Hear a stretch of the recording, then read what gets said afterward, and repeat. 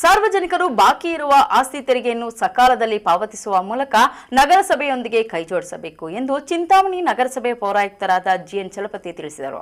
ಹೇಳ್ತಾರೆ ಹಂಗಾಗುತ್ತೆ ಮತ್ತೆ ನಿಮ್ಗೆ ಕೊಡಲ್ಲ ಅಂತ ಸೇರಿಸಲ್ಬೇಕು, ಇವೆಲ್ಲ ಸುಳ್ಳು. ನಾವು ಸ್ಪಷ್ಟೀಕರಿಸ್ತಾ ಇದೀವಿ. ನಿಮ್ಮ ಏನು ನಿಗದಿತ ಅವಧಿ ಇದೆ ಅದನ್ನ ಜಿಲ್ಲಾಧಿಕಾರಿಗಳು ಸ್ಪಷ್ಟೀಕರಿಸ್ತಾರೆ, ನಿಮ್ಗೆ ಅದನ್ನು ಮಾಹಿತಿ ಕೊಡ್ತಾರೆ. ಯಾರಿಗೂ ರೀತಿ ತೊಂದರೆ ಆಗೋದ ಮಾಡೋದಿಲ್ಲ. ಉದ್ದೇಶ ಇಷ್ಟೇ, ಹೊಸ ಕಟ್ಟಡ ಬರಲಿ. ಈಗ ಏನು ಚಿಂತಾಮಣಿ ನಗರದ ಅಭಿವೃದ್ಧಿಗೆ ನಾಗರಿಕರ ಸಹಕಾರ ಅತ್ಯಗತ್ಯವಾಗಿದ್ದು, ಸಾರ್ವಜನಿಕರು ಬಾಕಿ ಇರುವ ಆಸ್ತಿ ತೆರಿಗೆಯನ್ನು ಸಕಾಲದಲ್ಲಿ ಪಾವತಿಸುವ ಮೂಲಕ ನಗರಸಭೆಯೊಂದಿಗೆ ಕೈಜೋಡಿಸಬೇಕು ಎಂದು ಚಿಂತಾಮಣಿ ನಗರಸಭೆ ಪೌರಾಯುಕ್ತರಾದ ಜಿಎನ್ ಚಲಪತಿರವರು ಪತ್ರಿಕಾಗೋಷ್ಠಿಯಲ್ಲಿ ತಿಳಿಸಿದರು. ಪ್ರತಿ ವರ್ಷದಂತೆ ಸರ್ಕಾರವು ಈ ಬಾರಿಯೂ ಆಸ್ತಿ ತೆರಿಗೆ ಪಾವತಿದಾರರಿಗೆ ಶೇಕಡಾ 5% ರಿಯಾಯಿತಿಯನ್ನು ಘೋಷಿಸಿದೆ. ಈ ರಿಯಾಯಿತಿ ಸೌಲಭ್ಯವನ್ನು ಪಡೆಯಲು ಮೇ 31, 2026ರವರೆಗೆ ಕಾಲಾವಕಾಶ ನೀಡಲಾಗಿದೆ. ಸಾರ್ವಜನಿಕರು ಈ ಸದಾವಕಾಶವನ್ನು ಬಳಸಿಕೊಂಡು ರಿಯಾಯಿತಿ ದರದಲ್ಲಿ ತೆರಿಗೆ ಪಾವತಿಸಬಹುದಾಗಿದೆ ಎಂದು ಹೇಳಿದರು.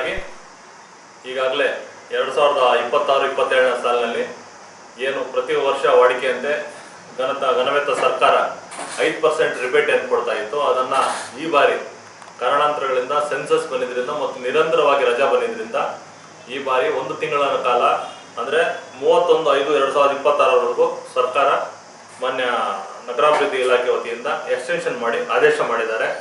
ಸೊ ಎಲ್ಲ ಸಾರ್ವಜನಿಕರು ಇದರ ಉಪಯೋಗವನ್ನು ಪಡೆದುಕೊಳ್ಬೇಕು.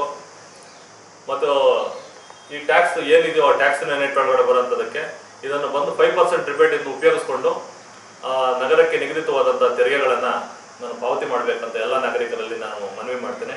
ಇದೊಂದು ಆಪರ್ಚುನಿಟಿ. ಪ್ರಪ್ರಥಮ ಬಾರಿಗೆ ಅನಧಿಕೃತ ಆಸ್ತಿಗಳಿಗೂ ಸಹ ಈ ಬಾರಿ 5% ರಿಬೇಟ್ ಅನ್ನು ಕೊಟ್ಟಿದ್ದಾರೆ. ಅಂದ್ರೆ ಲಾಸ್ಟ್ ಟೈಮ್ ನಾವೇನು ಅನಧಿಕೃತ ಆಸ್ತಿಗಳಿದ್ವು ಅದಕ್ಕೆ ಬೀಕಾತ ಕೊಟ್ಟಿದ್ದೀವೋ ಅದನ್ನ ಇದುವರೆಗೂ ಕೊಟ್ಟಿರಲಿಲ್ಲ. ಈ ಸರಿ ಅದಕ್ಕೂ ಸರಿ 5% ರಿಬೇಟ್ ಕೊಟ್ಟಿದ್ದಾರೆ. ಅದನ್ನು ಸಹ ಉಪಯೋಗಿಸ್ಕೋಬೇಕು ಅಂತ ನಾನು ಎಲ್ಲ ನಾಗರಿಕರಲ್ಲಿ ಮನವಿ ಮಾಡ್ತೇನೆ. ಇದು ಈ ತಿಂಗಳ 31/5/2026ವರೆಗೂ ಇರ್ತದೆ. ಯಾರ್ಯಾರು ತೆರಿಗೆಗಳು ಕಟ್ಟೋದಿಲ್ವೋ ಅವರನ್ನ ನಮ್ಮ ಕಡೆಯಿಂದಾನೆ ಇದುವರೆಗೂ ಮಾಡಿರಲಿಲ್ಲ. ಈ ಸರಿ ಮನೆ ಜಿಲ್ಲಾಧಿಕಾರಿಗಳು ಆದೇಶ ಮಾಡಿದ್ದಾರೆ. ನಾವೇ ನಗರಸಭಾ ವತಿಯಿಂದ ಪ್ರತಿ ಕಮರ್ಷಿಯಲ್ ಬಿಲ್ಡಿಂಗು, ಹೌಸಸ್ ಮತ್ತು ಯಾವ ಬಿಲ್ಡಿಂಗ್ಸ್ ಇದಾವೆ ಅದನ್ನ ನಾವೇ ಕ್ಯಾಲ್ ಮಾಡ್ತೀವಿ.